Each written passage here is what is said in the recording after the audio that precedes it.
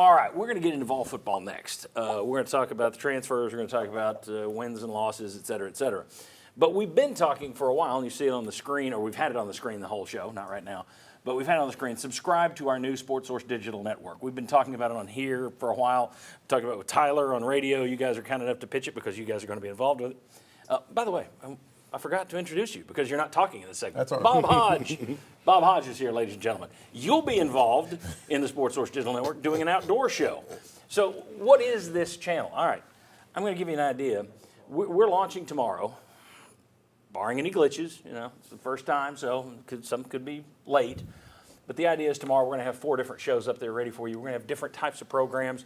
So many of these guys on the Sports Source are going to be involved in it.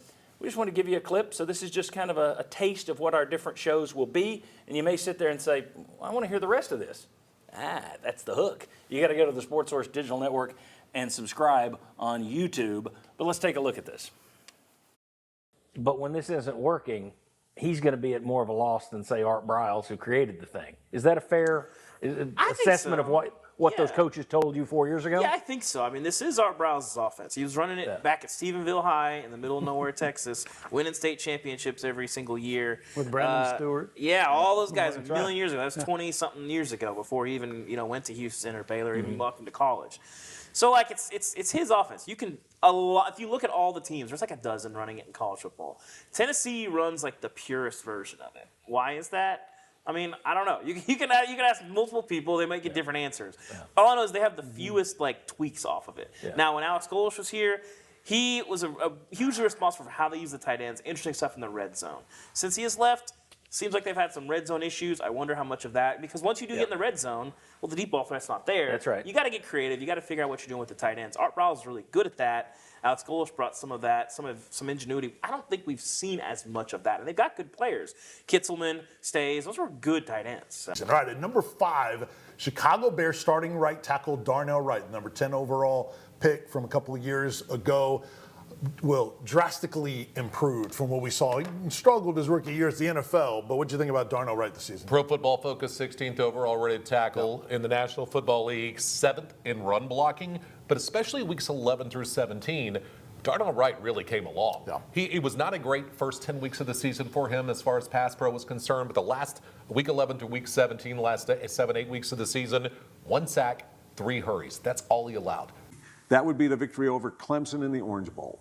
Just the way you capped the season. Now, granted, that was the year where you were number 1 in the college football playoff ranking. That's where you were when you're so close to getting your quarterback to New York as a Heisman finalist. But unfortunately, there's the trip to Columbia, South Carolina. Things went sideways. And the Gamecocks, including his knee. Yeah.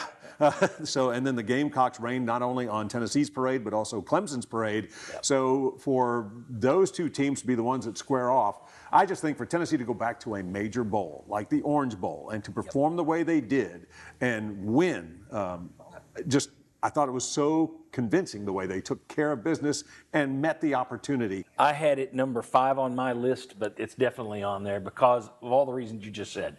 The fact that was the biggest bowl. Now, you had played at a Cotton Bowl in 2004, but that was kind of when the Cotton Bowl had dipped a little. It was not back part of the New Year's Six and all that stuff.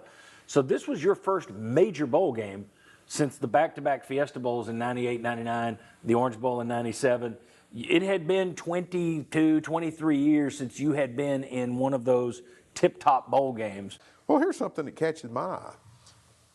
If you're looking at live scopes, if you're thinking about putting a live scope on your boat, break out your wallet. Well, break out your wallet. You better break out your rule books too, because if you fish in certain areas, right, they are really getting strict on the use of live scopes. I think anybody who has listened to us in the past, I talk about being a Minnesota Vikings football fan all the time, so I read the Minnesota newspapers.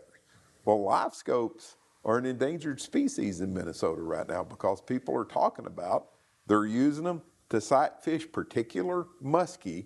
You find that one muskie, no, we're not going to fish for him. No, we're not going to fish for him. There's the one we're after. Let's fish for him. So they're thinking about it's really harming the muskie population. taking that kind of stuff away. That just speaks to just his hard work and his discipline and his understanding of the game, because Kyle doesn't just play anybody. He plays guys that know what they're doing, that play hard and are disciplined and care about their teammates. And Juwan is absolutely the epitome of those things. We're visiting with Matt Sims here, VFL analyst for SiriusXM. Let me just say this. Bruce Pearl did not get fired over barbecue. That's a bunch of bull. Tennessee was going to stand by him, and they said repeatedly they would. And what happened was there were 3 instances after that. So he lied about Brian Williams having a back injury when it was a positive drug test. There was a bump rule somewhere. There was a bump rule, and also they gave too many tickets to Scotty Hobson and his family. The third, I mean, it's like, what are you doing here? Too many tickets. Okay, yeah. Well, So, those were the rules of the I day. know, but that's what I'm saying. Like, I don't think you people care shouldn't have about that. jaywalked. But yet he kept doing things after that, so that's what got him fired. Because there are no water moccasins in East Tennessee. Now, there's some down, if you go East Tennessee in the south around Chattanooga, you can find some.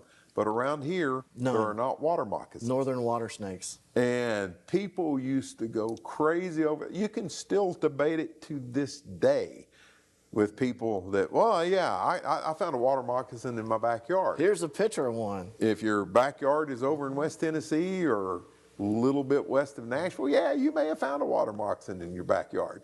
If your backyard runs down to Fort Loudon Lake, no, you probably just hacked the head off of a black snake or something like that. Well, everything is either a water moccasin or a copperhead. Every snake, Yes, people call me, found a exactly. copperhead in my basement. I'm like, no, it's not. It's Well- a juvenile rat snake. It's a juvenile racer. This one was more hype than it was wow, but I didn't attend it. People I talked to, they felt like they were viewing the game from Gatlinburg, but beating Virginia Tech, it wasn't a Virginia Tech team that was particularly good, but you beat them 45-24 at Bristol Motor Speedway. So many people had looked forward to, oh, we'll get 500,000 people into this place. Oh my gosh. And it's like, that was neat. Yeah. There's not been a push to do it again. It's just kind of, okay. That one looked better on paper going into it, I think, you may disagree, than it looked walking away from it. If this had happened years earlier, it would have been even more massive. You appreciate the undertaking because it is the opportunity to set records and do things. Yeah. So to reshape the venue, which as you found out had been done before for an NFL exhibition game Oh, I'd way forgotten back that. when, Okay. preseason. Yeah. But anyhow, it just hadn't happened in a while. But I know when it was Sports Talk, Mike Keith's show, we took so many calls, and for me and Jimmy when we started our tenure, from Virginia Tech fans. And it's like, oh, it's a shame that we can't, get this to happen. Yeah.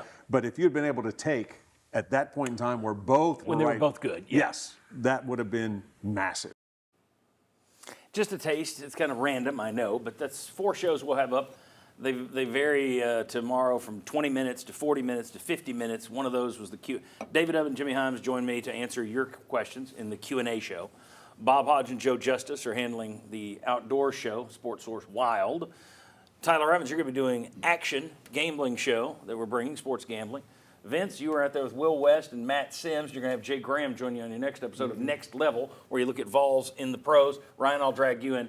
You'll make a special appearance in our welcome video, which will also be up tomorrow. But we've got, in addition there, John Wilkerson and I on a show called Give Him 6, which is going to be a countdown of great moments in Tennessee, great players, 6-1. Give Him 6, get it?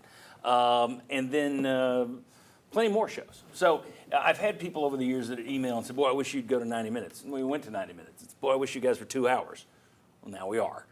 You can check out the Sports Source Digital Network on our YouTube channel. Launches tomorrow. You can subscribe now. Search it just at Sports Source Digital Network. Subscribe now. All right. When we come back, the Vols had some players in the transfer portal. Who are they?